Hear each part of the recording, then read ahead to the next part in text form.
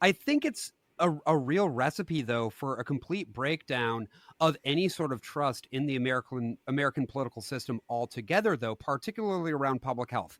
Because on the Republican side of things, the conservative side of things, the red state side of things, you now have pretty broad-based consensus that there is no such thing as public health, and anything that might contribute to the public health that is being passed down sort of from the state, whether it is mandatory vaccination stuff, right? The standard set of vaccines, funding for health, any sort of health, matching funds, anything like that, unless it's Medicare, in which case, everybody still wants their entitlement.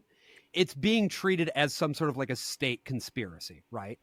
But then on the Democratic side, if you believe in this idea of, I don't know, a fucking well-regulated health marketplace that the government is helping to regulate, and the costs are so egregiously out of control, which they certainly are, that there's no fucking way to afford it, then what do you end up even buying into?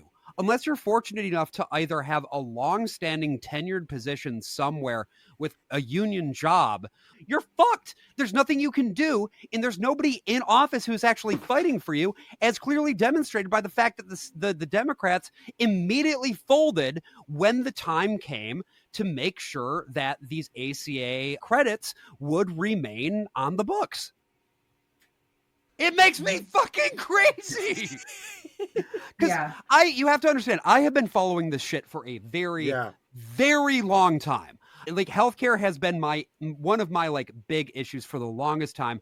I remember fucking canvassing for Obama back in the day, Obama getting into office, and as the Senate negotiations on the ACA came down to the wire, I remember when Obama signaled that they were no longer going to try to pursue the public option.